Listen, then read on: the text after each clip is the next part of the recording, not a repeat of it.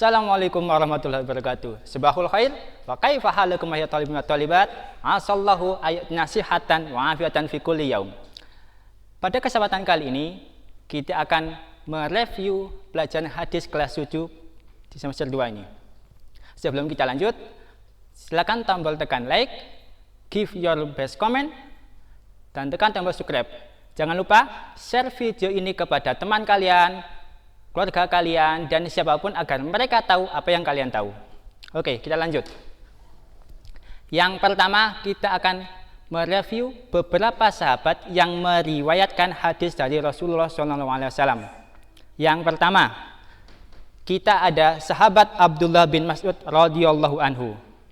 Nama aslinya adalah Abdullah bin Mas'ud bin Khafil bin Habib al-Huzali, tapi dia lebih dikenal dengan nama kunyah Ibnu Mas'ud.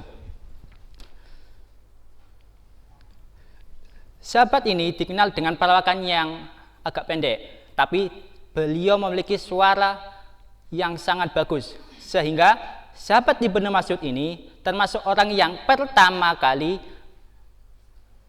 menyampaikan Al-Quran di kota Mekah setelah Rasulullah. Selain itu, sahabat Ibnu Mas'ud merupakan sahabat yang mendapatkan cara baca Al-Quran sebanyak 70 surat langsung dari Rasulullah, sebagaimana Al-Quran tersebut diturunkan langsung dari malaikat Jibril. Oke. Yang kedua, kita punya sahabat Abdullah bin Abbas bin Abdul Muthalib.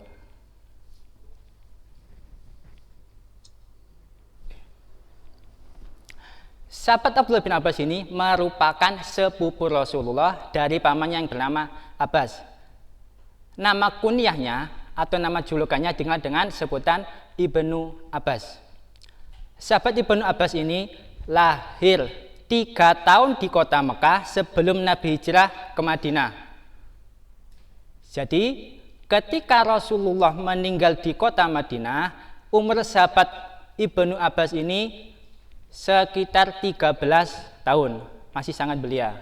Meskipun begitu, sahabat Ibnu Abbas dikaruniai oleh Allah pengetahuan yang luar biasa.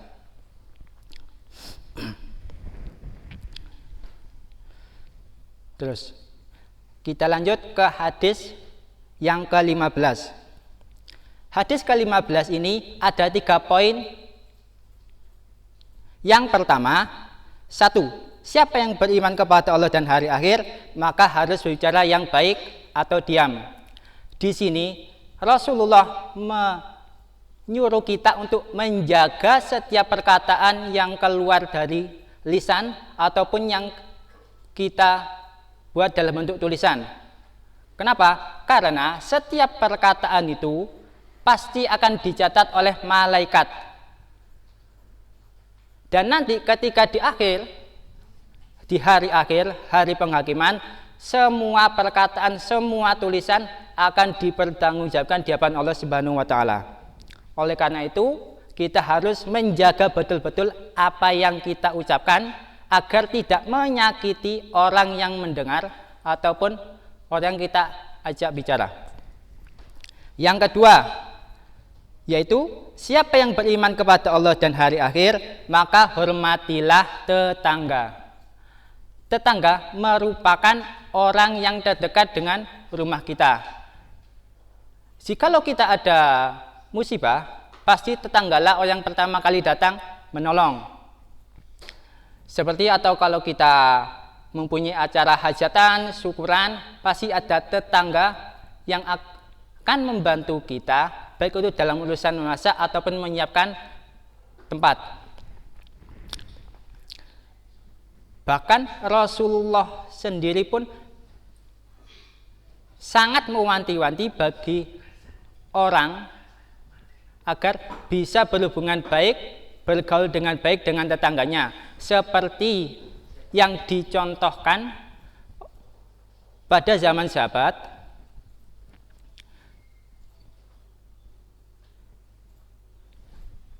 Dengan contoh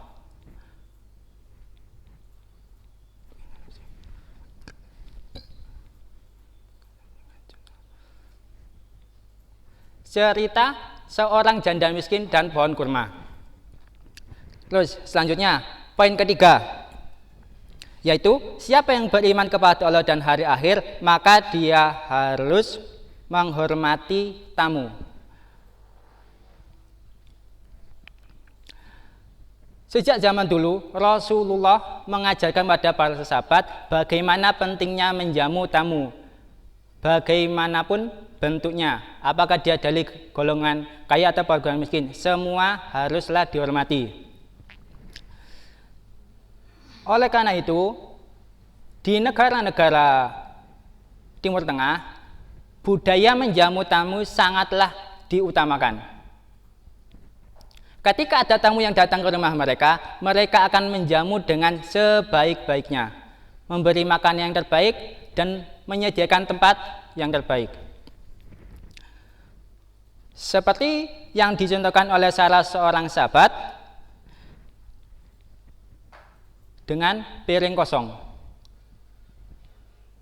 Pada waktu itu, Nabi kedapatan mendapatkan tamu dari luar kota Madinah. Kemudian setelah urusan dengan Nabi selesai, itu sudah menginjak waktu malam hari. Kemudian Nabi menawarkan kepada para sahabat apakah ada yang bisa menjamu tamunya ini. Kemudian salah seorang sahabat ada yang mengajukan dirinya untuk menjamu tamu Rasulullah. Setelah itu tamu Rasulullah itu dibawa oleh sahabat ke rumahnya. Kemudian setelah dipersilakan di ruang tamu, sahabat tersebut masuk ke dalam dapur untuk menanyakan kepada isinya apakah masih ada makanan yang bisa disuguhkan kepada tamu Rasul tersebut. Namun isinya hanya menjawab bahwa keluarganya hanya mempunyai satu piring hidangan yang bisa disuguhkan, tidak ada yang lain. Setelah mendengar cerita di isinya tersebut, sahabat pun memerintahkan istrinya untuk mengajak anaknya tidur duluan. Kemudian ketika mendatangi ke ruang tamu, dia berpura-pura memperbaiki lampu ruang tamu tapi malah mematikannya. Dia beralasan kepada tamunya bahwa lampunya sedang rusak. Setelah ruangan menjadi gelap, sahabat tersebut menyodorkan dua piring. Satu piring berisi hidangan, satu piring kosong. Satu piring yang berisi hidangan diserahkan kepada tamunya, sedangkan satu piring kosong sendiri dia bawa. Ketika waktunya makan, sahabat tersebut berpura-pura membunyikan piringnya seolah-olah dia sedang makan.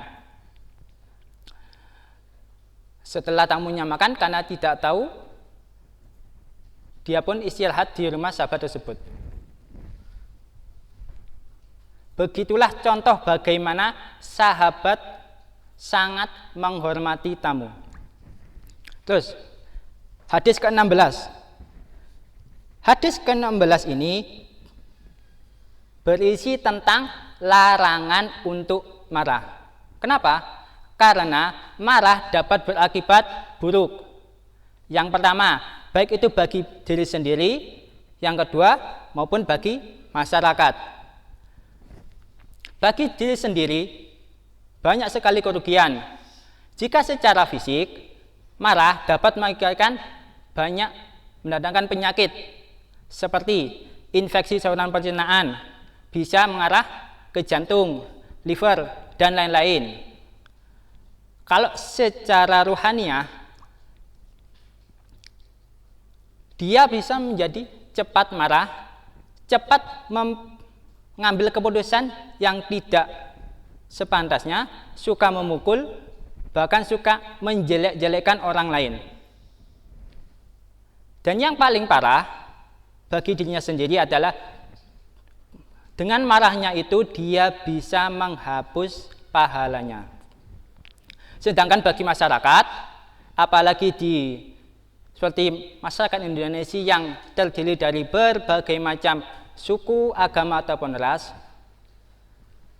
kalau ada satu orang marah, dia bisa membuat perpecahan di masyarakat tersebut. Apalagi kalau masyarakat muslim merupakan mayoritas. Sehingga kalau ada satu orang yang suka marah-marah, maka akan membuat image masyarakat muslim menjadi buruk. Terus,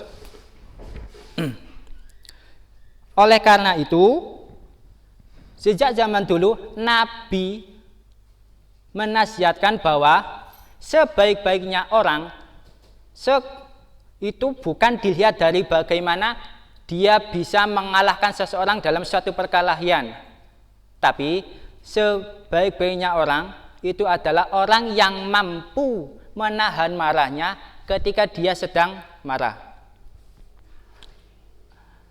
Balasannya apa? Jelas. Maka dia berpotensi masuk surga secepat kilat. Terus, marah itu ada marah yang baik atau marah yang buruk. Marah yang buruk jelas, marah semena-mena tanpa alasan yang jelas.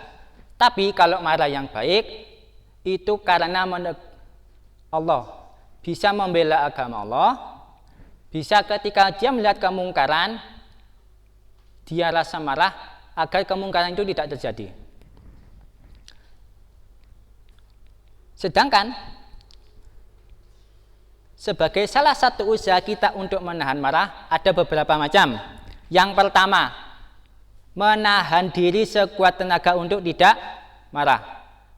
Ketika kita dalam posisi marah, kita harus berusaha untuk menahan diri untuk tidak marah. Kalau tidak bisa bagaimana?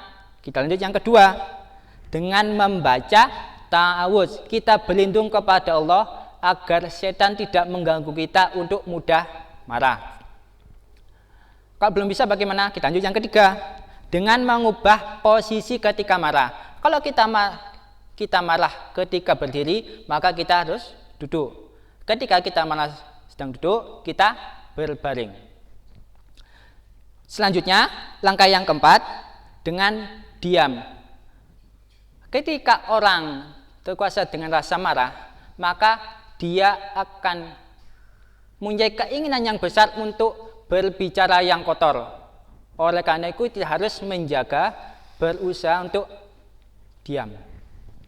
Terus yang kelima, dengan cara berwudu. Berwudu dapat menenteramkan hati kita ketika kita sedang marah. Karena air wudu itu terasa segar, sehingga setan yang berusaha menghasut kita itu tidak akan kuat. Lanjut, hadis ke-17. Kesimpulan dari hadis ke-17 ini tentang perintah untuk berbuat baik kepada seluruh makhluk hidup, baik itu manusia, hewan, dan tumbuhan. Oleh karena itu, bagi setiap orang beriman mempunyai kewajiban untuk berbuat ihsan. Apa itu ihsan? Ihsan adalah membalas segala sesuatu dengan yang lebih baik. Contoh, ketika kita diberi hadiah oleh seseorang, maka alangkah baiknya kita membalas hadiah tersebut dengan sesuatu yang lebih baik yang kita mampu. Atau ketika kita mempunyai tanaman, kita rawat tanaman itu dengan sebaik-baiknya, menyiramnya setiap pagi maupun sore, memberikan pupuk, dan melihat apakah dia mempunyai penyakit ataupun hama yang mengganggu tanaman tersebut. Kalau hewan bagaimana? Banyak contohnya, seperti bagaimana komunitas-komunitas pecinta hewan. Ada komunitas pecinta kucing, komunitas pecinta hewan reptil, komunitas pecinta burung, dan lain-lain. Di sana, di komunitas tersebut, mereka mengajarkan bagaimana mengenali hewan peliharaannya agar bisa bertanya dengan baik, menjaga kesehatan, memberikan makanan yang benar-benar cocok bagi mereka. Kemudian, dalam hadis ke-17 ini, Rasulullah memberikan contoh bagaimana ihsan itu. Ihsan dalam contoh Nabi ada dua macam. Yang pertama, ihsan dalam membunuh. Yang kedua, ihsan dalam menyembelih hewan. Membunuh apa yang diperbolehkan? Ada tiga macam. Yang pertama, membunuh dalam perang. Dalam perang, Rasulullah memerintahkan agar membunuh musuhnya dengan sekali tebasan, bukan dengan cara memutilasi, membakar, ataupun meracuni. Kalau membakar, meracuni itu bukan akhlak dari orang-orang muslim, seperti yang dicontohkan dalam Perang Dunia Kedua ketika pasukan sekutu membom Hiroshima dan Nagasaki dengan bom nuklir. Bom nuklir itu pertama ketika dia jatuh, dia memberikan gelombang panas, membakar apa saja yang ada di kota tersebut. Setelah membakar, dia menghasilkan residu kimiawi yang dapat menghancurkan atau memutasi gen-gen manusia yang masih bertahan sehingga mereka yang bertahan hidup itu cacat. Sehingga akibatnya, karena negara merawat warganya yang cacat, mereka menghadapi kehancuran ekonomi, pendidikan, kesehatan, dan lain-lain, sehingga merusak negara tersebut. Terus, yang kedua, membunuh dalam pelaksanaan hukum qisas. Qisas yang diperbolehkan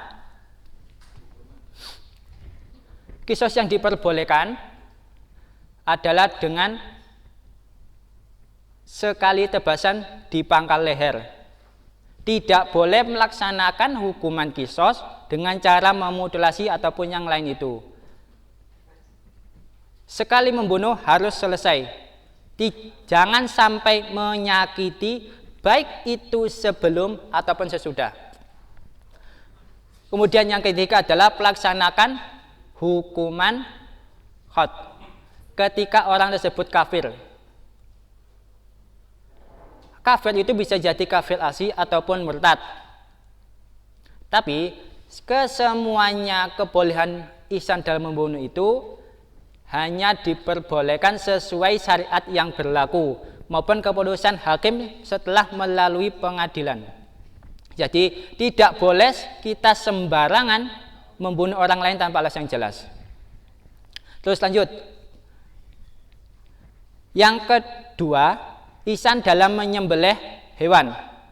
Ketika kita menyembelih hewan, ada adabnya sendiri. Tidak langsung ujuk-ujuk menyembelih. Yang pertama, kita mulai dari memberikan makanan atau minuman sebelum hewan itu disembelih. Yang kedua, ketika kita menggiring hewan ke tempat penyembelihan, jangan sampai kita memperlihatkan pisau yang kita gunakan untuk menyembelih. Karena sama saja kita membunuh dia dua kali.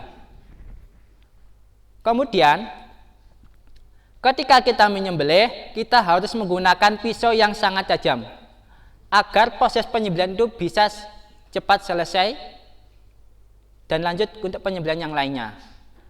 Kemudian ketika kita melakukan penyembelihan massal, jangan sampai hewan sembilan kita yang masih hidup melihat apa yang kita lakukan ketika kita menyembelih hewan yang lain.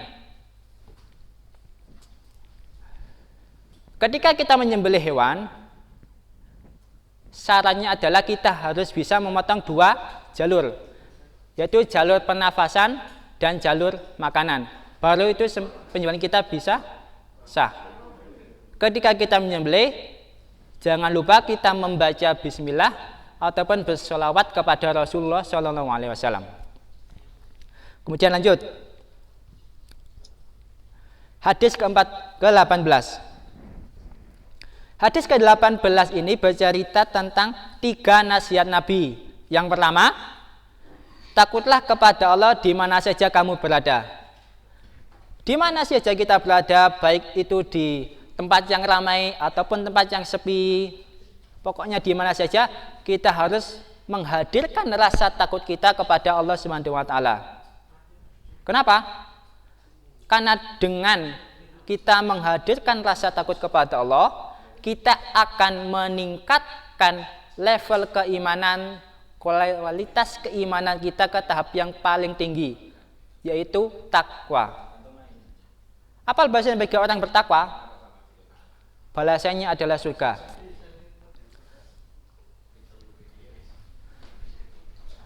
Orang bertakwa itu artinya dia bisa benar-benar menjalankan perintah Allah, menjauhi larangan Allah dengan sebaik-baiknya. Karena posisinya yang paling tinggi ini tidak semuanya bisa mencapainya. Oleh karena itu, kita harus bisa sedikit demi sedikit untuk berusaha menjadi lebih baik. Terus, yang kedua, jika kamu berbuat salah, segeralah berbuat baik, karena kebaikan bisa menghapus kesalahan. Kalau kita telah melakukan perbuatan yang salah, kita harus segera menyadari kesalahan kita dan melakukan suatu kebaikan untuk memperbaikinya. Kenapa? Karena bisa jadi kesalahan yang kita perbuat akan memperberat amalan kita di Yaumul Mizan kelak.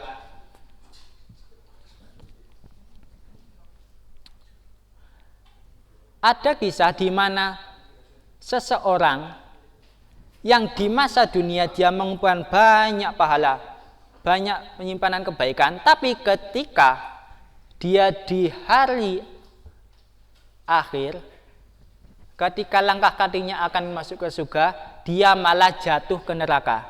Kenapa? Karena dulu di dunia selain dia berbuat baik, dia juga berbuat kesalahan kepada orang lain. Lah, orang lain yang korban kesalahannya tersebut merasa tidak terima, dan besok di akhirat dia meminta pertanggungjawaban atas kesalahan yang dilakukan. Dengan cara apa? Dengan cara dia mengambil kebaikan pelaku kejahatan tersebut sebagai kompensasi atas kezalimannya. Jadi bisa jadi satu orang mengumpulkan banyak kebaikan, tapi dia malah benar-benar merugi. Satu orang datang, dia korban, kezalimannya, kebaikannya berkurang. Satu orang datang lagi minta pertanggungjawaban kezalimannya, kebaikannya berkurang sampai habis.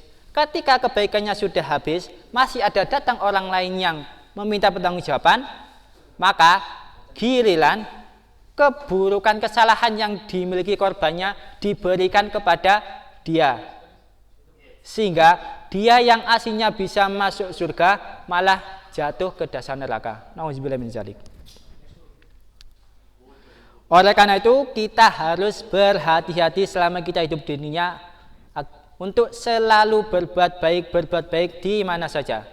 Jangan sampai ketika kita di akhirat kelak kita malah menjadi orang-orang yang merugi. Kemudian yang ketiga,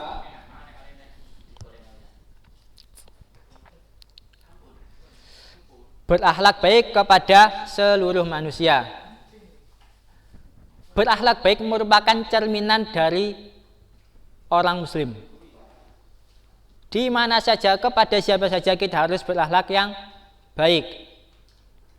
Bisa jadi satu perbuatan baik kita kepada orang lain, kemudian ada orang yang menyontoh perbuatan kita, ada orang lain menyontoh perbuatan kita, maka mereka yang melakukan perbuatan baik atas contoh kita, kita mendapat kiriman pahala dari mereka, sehingga pahala kita bisa bertambah. Begitu juga sebaliknya, kalau kita berbuat buruk kepada orang lain, kemudian ada orang yang menyontoh perbuatan kita, ada orang lagi menyontoh perbuatan kita, maka ketika mereka berbuat keburukan, kita juga mendapatkan kiriman dosa, sehingga tanpa kita ketahui dosa kita setiap hari telah menumpuk. Oleh karena itu, selama kita mempunyai nafas, kita harus berhati-hati untuk berbuat kepada orang lain. Kemudian hadis ke-19. Hadis ke-19 yang pertama, jagalah Allah, maka Allah akan menjagamu. Kemudian yang kedua, jagalah Allah, maka Allah akan ada di hadapanmu. Maksudnya bagaimana? Jagalah Allah, yaitu kita menjaga Allah dengan cara mentaati perintahnya, menjalankan perintahnya, menjauhi larangannya. Ketika kita telah melakukan hal-hal tersebut, maka Allah akan menjaga kita selama kita hidup di dunia maupun di akhirat kelak. Bagaimana dengan maksud Allah akan muncul di hadapan kita? Allah akan membantu kita muncul di hadapan kita ketika kita mendapatkan musibah. Ketika kita mendapatkan musibah atau masalah, maka Allah akan hadir memberikan solusi, akan menyelamatkan kita. Terus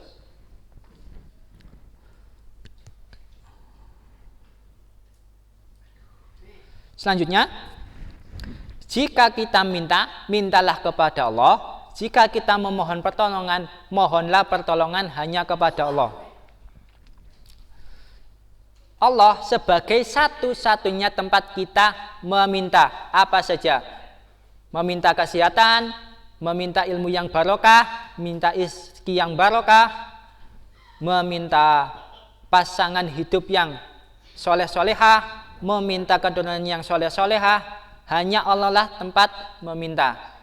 Jangan sekali-kali meminta selain Allah. Jika kita minta selain kepada Allah, maka kita akan jatuh kepada kemusyrikan. Contohnya apa? Kita mendatangi kepada dukun. Ketika kita mendatangi dukun, itu sama saja kita bekerja sama dengan jin. Bahkan ibadah kita selama 40 hari akan ditolak. Contohnya apa saja? Banyak. Contoh, ketika kita ingin mencelakai orang lain, kita bersama dengan jin dengan cara santet. Kalau kita ingin orang lain suka kepada kita, dengan cara pelet. Ataupun ketika kita ingin mendapatkan uang yang banyak dengan cara yang haram, dengan cara ngepet. Oleh karena itu, kita harus hati-hati. Hanya Allah saja tempat kita meminta, memohon pertolongan. Jangan sampai selain Allah. Contoh-contoh yang diperbolehkan sebagai jalan kita untuk meminta kepada Allah dengan cara berdoa. Atau bisa juga kita meminta nasihat kepada romo yai, atau bisa mendoakan agar kita diberikan solusi atas masalah yang kita hadapi. Ataupun juga kita ketika kita sakit, maka kita mendatangi dokter, itu boleh. Kemudian lanjut, seseorang tidak akan bisa membantu orang lain tanpa izin Allah. Begitupun sebaliknya, seseorang tidak akan bisa mencelakai orang lain kecuali kalau Allah menghendaki dia untuk celaka. Walaupun ada satu orang yang mempunyai kemampuan untuk mengumpulkan banyak orang, untuk melindungi dia, menjaga kesehatan dia, menjaganya 24 jam, 7 hari dalam 1 bulan, terus menerus. Tapi kalau Allah sudah mentakdirkan dia untuk celaka, maka dia pasti celaka. Ataupun ketika ada sekelompok orang yang ingin berbuat jahat kepada satu orang lain, kalau satu orang tersebut dijaga oleh Allah, maka mereka tidak akan pernah bisa mendekati orang tersebut. Kenapa ini sampai terjadi? Karena semua hal yang terjadi di dunia ini sudah ditentukan oleh Allah, sudah dituliskan dalam catatan takdir manusia di Lauhul Mahfudz. Seperti yang disebutkan dalam hadis ke-19, telah kering, telah diangkat pena dan lembaran-lembaran telah kering. Yaitu maksudnya segala apa yang terjadi sudah dituliskan dalam catatan takdir manusia di Lauhul Mahfudz. Kemudian hadis ke-20. Hadis ke-20 ini berisi tentang salah satu nasihat dari nabi-nabi terdahulu, yaitu jika kamu tidak menyerah rasa malu, maka lakukanlah semaumu. Perintah nabi ini bisa diberikan dalam 3 macam. Yang pertama, bisa berarti perintah. Maksudnya,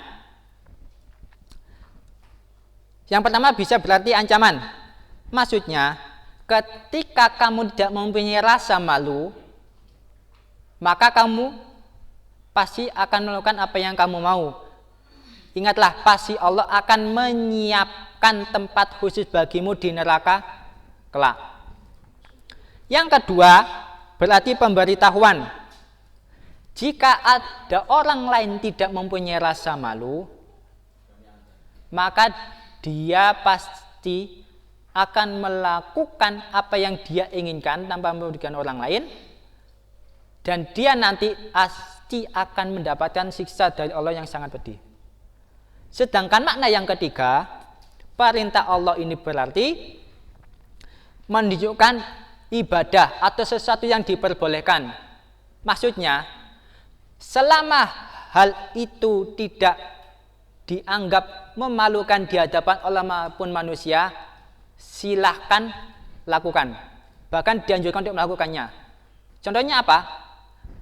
Hal yang diperbolehkan ketika kita mendapat tugas di muhadharah, baik itu dalam bentuk MC, bentuk pidato bahasa Arab, bahasa Indonesia, bahasa Inggris ataupun bahasa Jawa. Maka ketika di kesempatan tersebut kita jangan malu. Kita harus percaya diri untuk memberikan performa yang terbaik di kesempatan tersebut.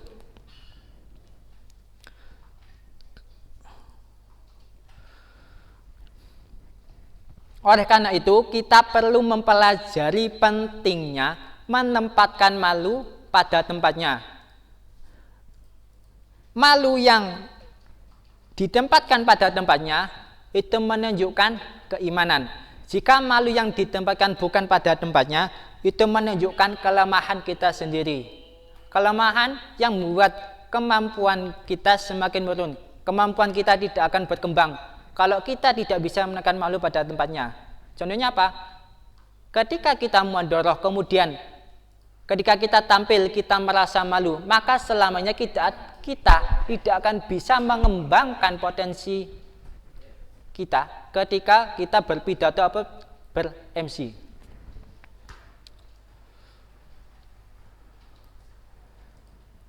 Oleh karena itu, pentingnya bagi kita untuk mengerti bagaimana cara bersikap malu yang baik. Oke? Cukup sekian dari kami. Saya harap semuanya bisa mempelajari dengan sebaik-baiknya sehingga ketika kalian melaksanakan PAT online bisa berhasil dengan baik. Akhirul kalam, wassalamualaikum warahmatullahi wabarakatuh.